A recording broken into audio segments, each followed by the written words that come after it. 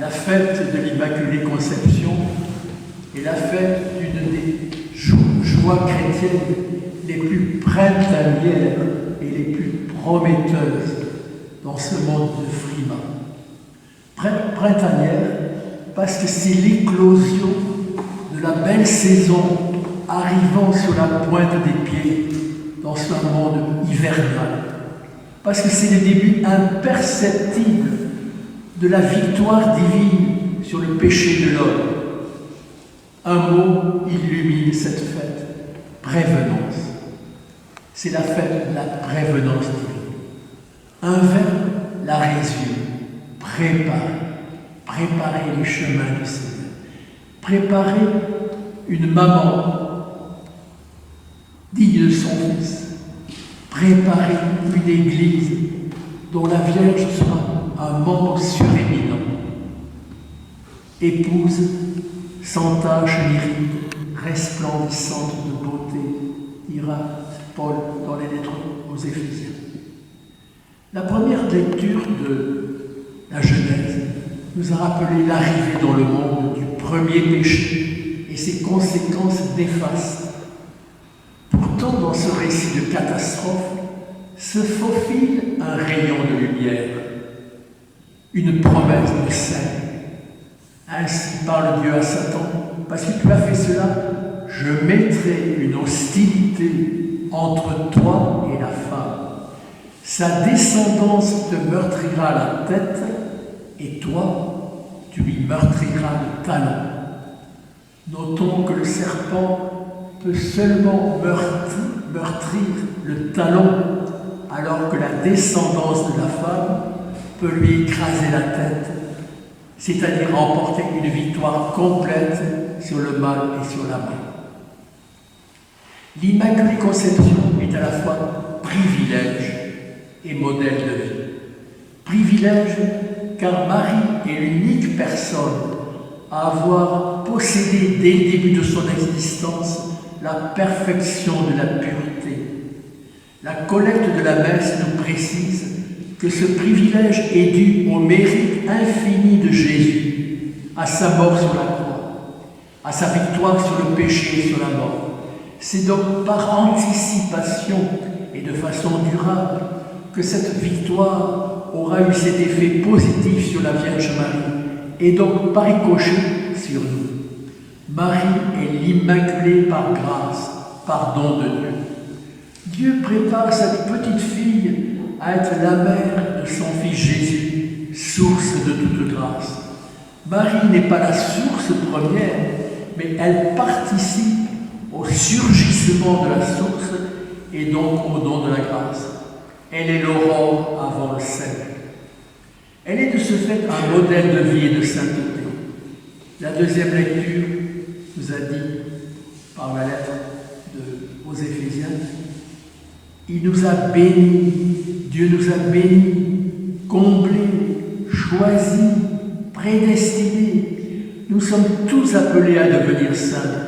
Dieu nous a choisis avant la fondation du monde.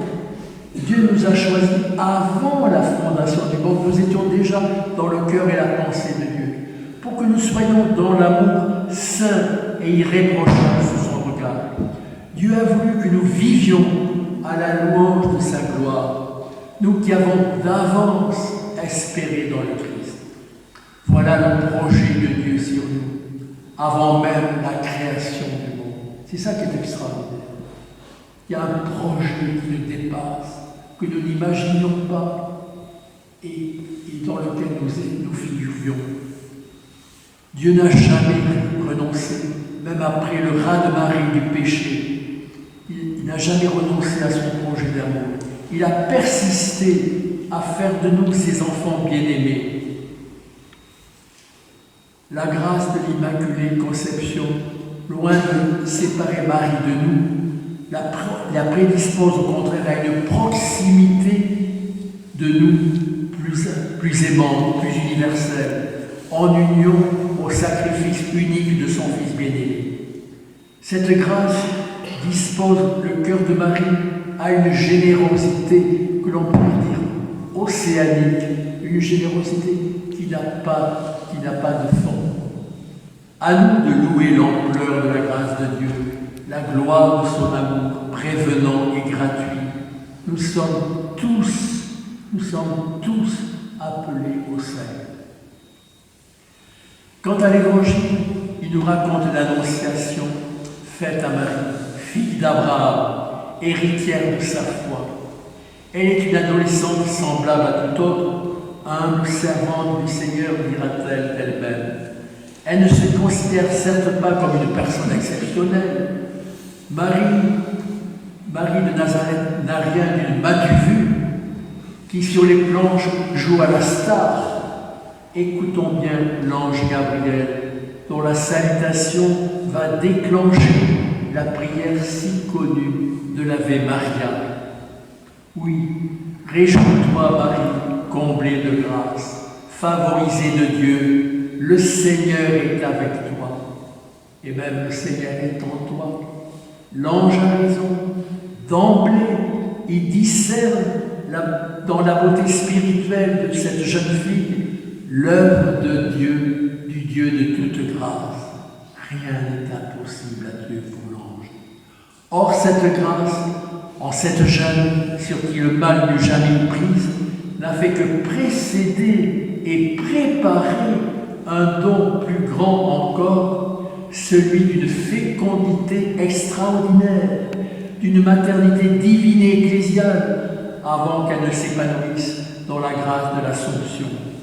Voici que tu vas concevoir et enfanter un fils, tu lui donneras le nom de Jésus. Le verbe préparer est un mot très important dans l'Écriture, dans l'histoire du salut, dans notre histoire.